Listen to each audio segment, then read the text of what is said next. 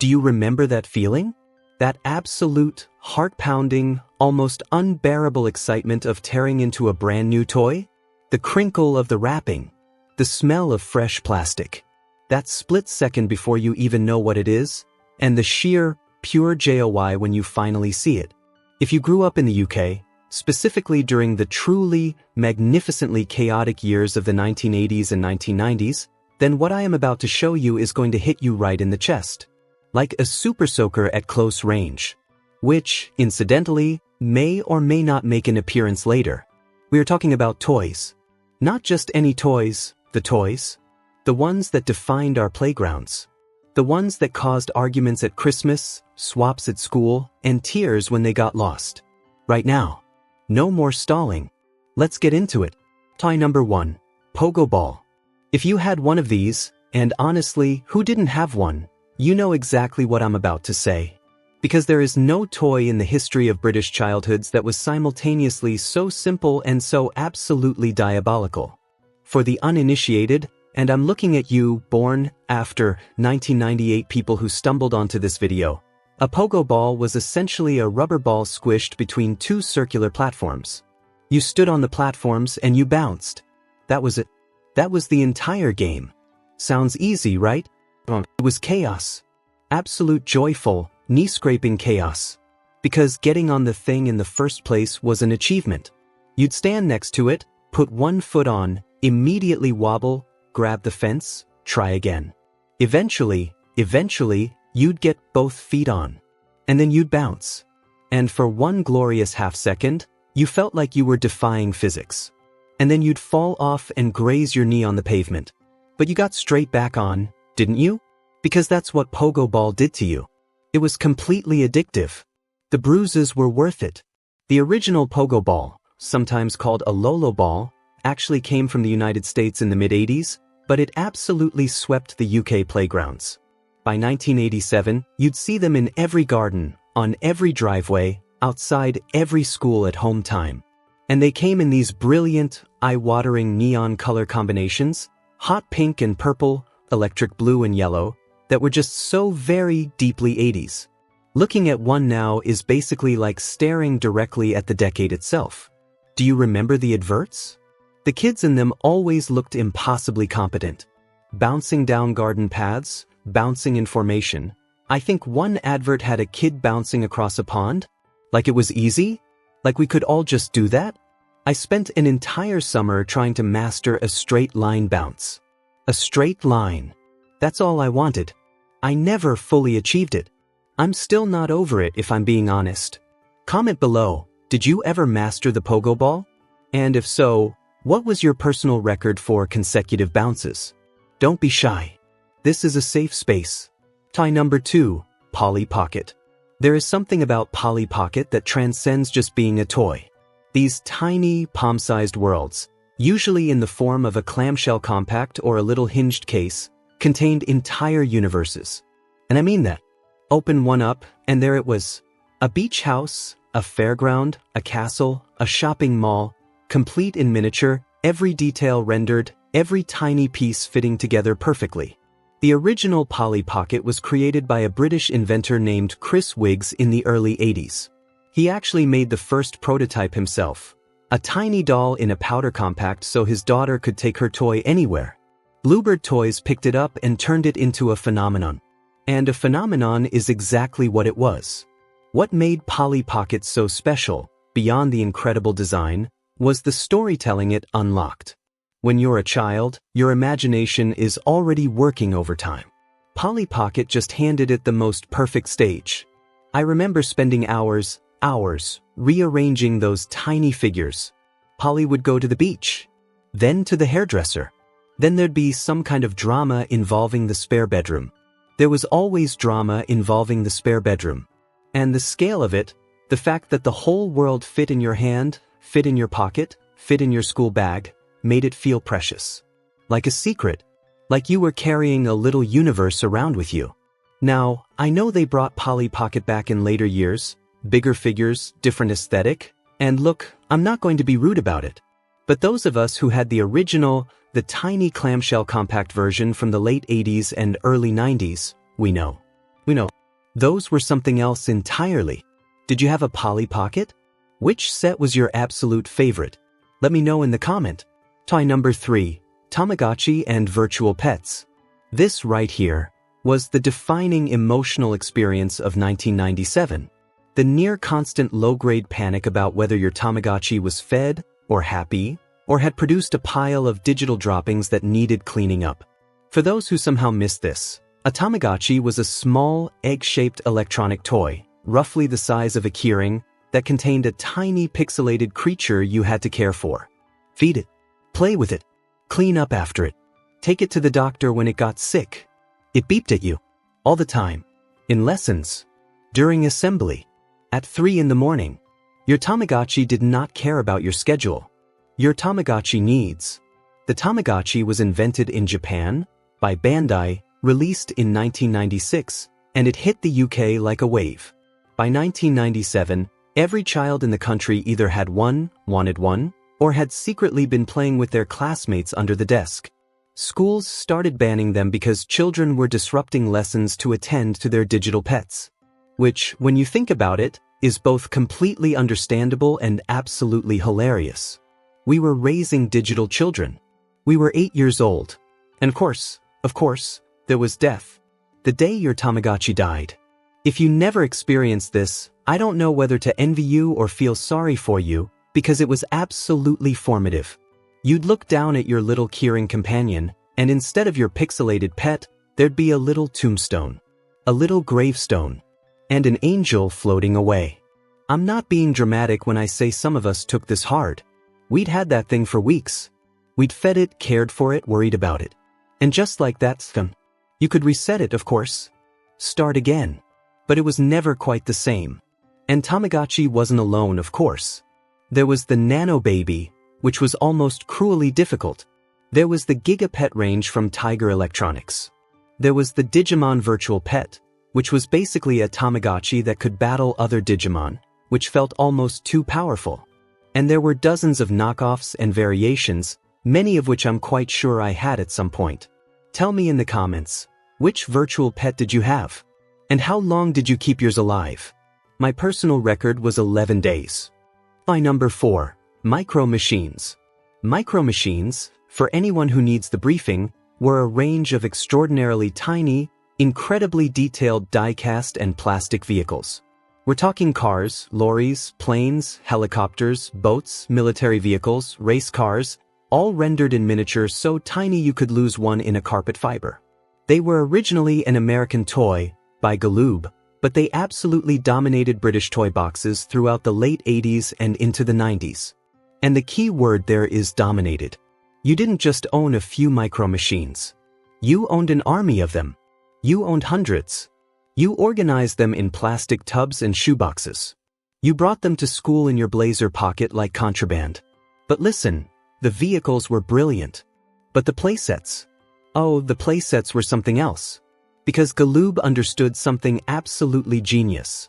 A playset that transforms from an ordinary household object into a racing world is fundamentally irresistible to a child.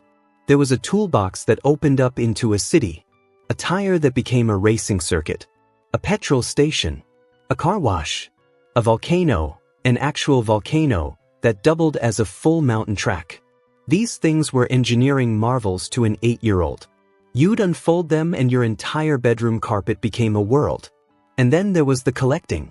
Because Micro Machines came in multi-packs, and each pack contained a mix of common and rare vehicles. Getting a rare one, a particular fighter jet, a specific vintage sports car, one of the limited edition sets, felt like striking gold. There was actual trading, actual bartering. In the playground, Micro Machines were currency. I once traded what I now suspect was probably quite a good race car for a vehicle I already had 2 of. That still stings. And the adverts. Those rapid-fire, speak so fast your brain can't process it adverts. The Micro Machines man, John Mesquita in the American adverts, speaking at approximately the speed of thought.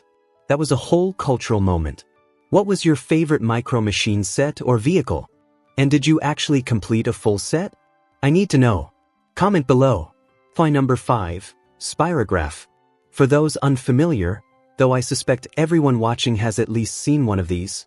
A spirograph is a geometric drawing toy. It consists of a series of interlocking plastic rings and gears of different sizes. You pin the outer ring to paper, insert a smaller gear with holes in it, put your pen through one of the holes, and then rotate the inner gear around the inside of the outer ring. As the gears interact, your pen traces these extraordinary, hypnotic, perfectly symmetrical patterns.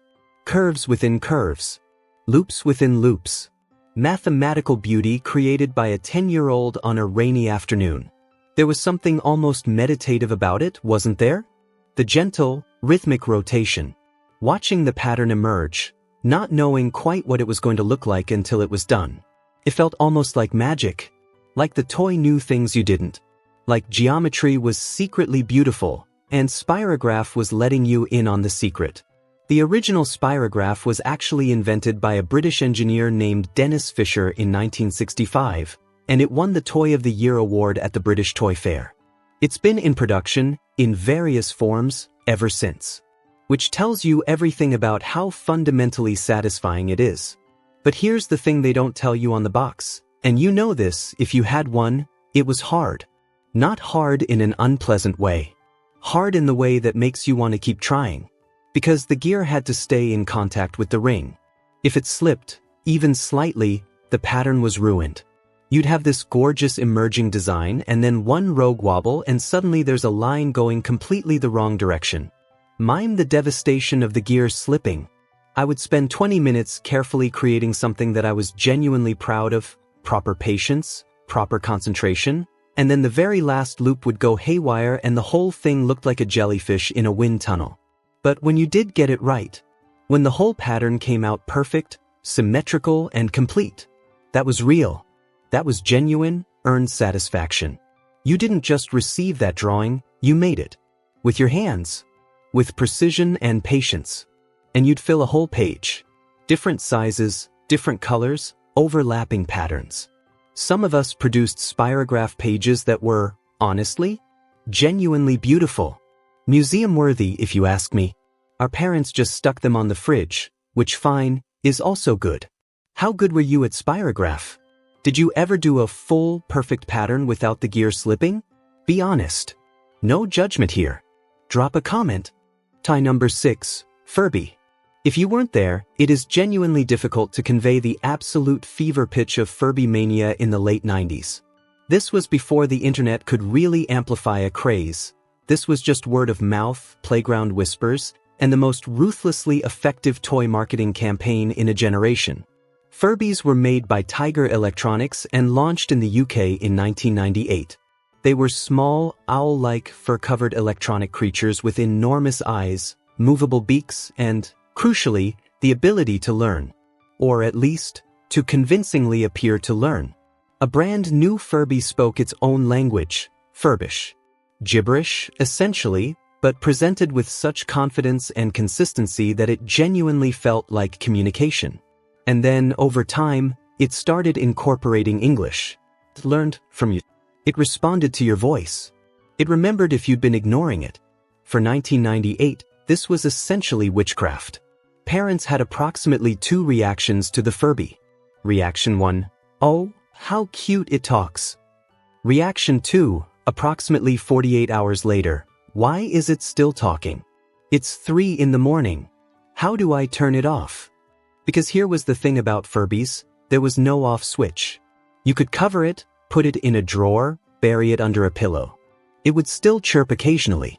It would still blink in the dark. Parents up and down Britain were cramming Furbies into cupboards and wardrobes, only for them to start speaking from the darkness at random intervals. It was objectively, slightly terrifying. And children absolutely adored them for it. The demand for Furbies that Christmas of 1998 was legendary. Shops sold out within hours of restocking. Parents were queuing outside Toys R Us before opening. Some were trading on early internet forums for 3 and 4 times the retail price. It was the Tickle Me Elmo situation, but British and somehow weirder. If you got a Furby that Christmas, you were a golden child. You were the most envied person at your school in January. You had something that other children wanted with a physical ache. And then by about March, Most of them had been put at the back of a shelf because they were a bit unsettling. But the point is, for a while, they were everything. Clapperboard, did you have a Furby? Did it keep you up at night? I want to know in the comment. From number 7, Kerplunk. For those who need the explanation, Kerplunk consists of a clear plastic tube, a pile of marbles, and a bundle of thin plastic sticks. You thread the sticks through holes in the tube to create a kind of cradle, then load the marbles on top of the sticks. The tube sits upright, the marbles balanced on the lattice of sticks. Each player then takes a turn pulling out one stick. The goal is to pull your stick without sending the marbles crashing down into the tray at the bottom. Whoever ends up with the fewest marbles in their tray wins. Simple, right? Simple and absolutely diabolical. Because every single stick you pull changes the balance. The marbles shift. You watch them holding your breath. You can hear them threatening to roll. The entire table goes silent. And then someone pulls the wrong stick and the whole thing collapses in a glorious clatter, and someone shouts and someone else cries, and it is brilliant. The name, of course, is onomatopoeia. Kerplunk. That's the sound. That's the sound of marbles cascading into the plastic tray when someone makes the fateful pull. And it is one of the most satisfying and most dreaded sounds of a 1980s and 90s British childhood. Kerplunk was actually invented in 1967 by the brilliant Eddie Goldfarb and Renee Soriano, an American toy, but one that found its true home on British living room carpets for decades. Mattel brought it to the masses, and it remained an absolute staple through both our decades. What Kerplunk did better than almost any other toy of its era was create genuine tension in a group. It wasn't just entertainment, it was a social experiment. You'd watch someone across the table squinting at the sticks with the concentration of a bomb disposal expert. You'd see their hands hovering. You'd see them second-guess themselves. And then you'd gleefully watch it all go wrong for them. There was something specifically wonderful about the communal groan when the marbles fell, the mix of sympathy and laughter that only a really good game can generate. The person whose fault it was would shriek. Everyone else would collapse. And within 30 seconds, everyone would be setting it up again. That's the mark of a truly great toy, isn't it? It ends in chaos and you immediately want to play again. Kerplunk, of course, sits in wonderful company, the golden age of tension and dexterity games that British families absolutely lived for. Operation, with its buzzing edges and trembling tweezers.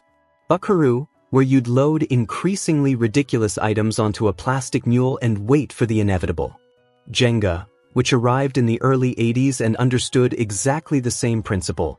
Pile something up, make people carefully dismantle it, watch everything fall apart. These games understood something fundamentally human, that controlled, safe tension, the kind where the worst that happens is some marbles fall down, is genuinely, deeply fun. Kerplunk, Operation, Buckaroo, Jenga. Which tension game ruled your household? And did you have a family member who was suspiciously good at these? Let me know in the comment. So here we are.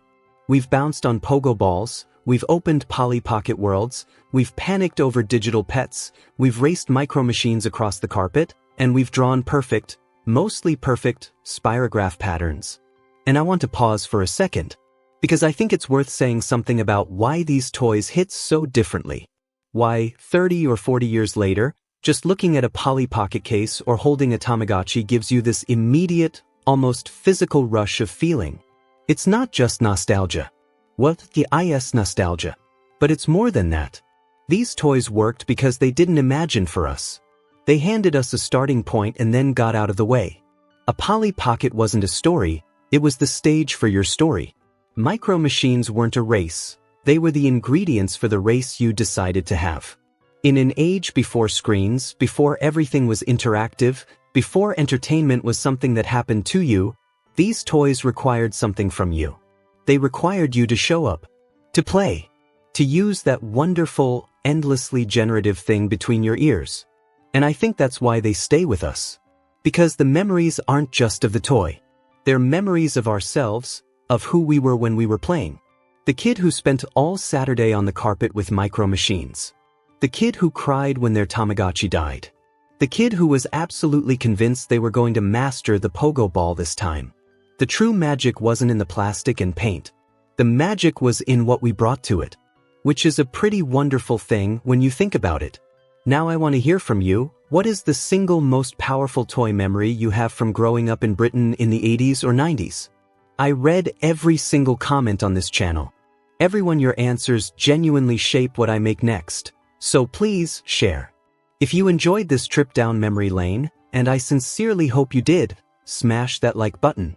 It does genuinely help this video reach more people who are desperately in need of a good nostalgia hit. And if you are not yet subscribed, come on. You've watched this far. We clearly have the same taste in things. Hit subscribe, ring the bell, and I will see you in the next one.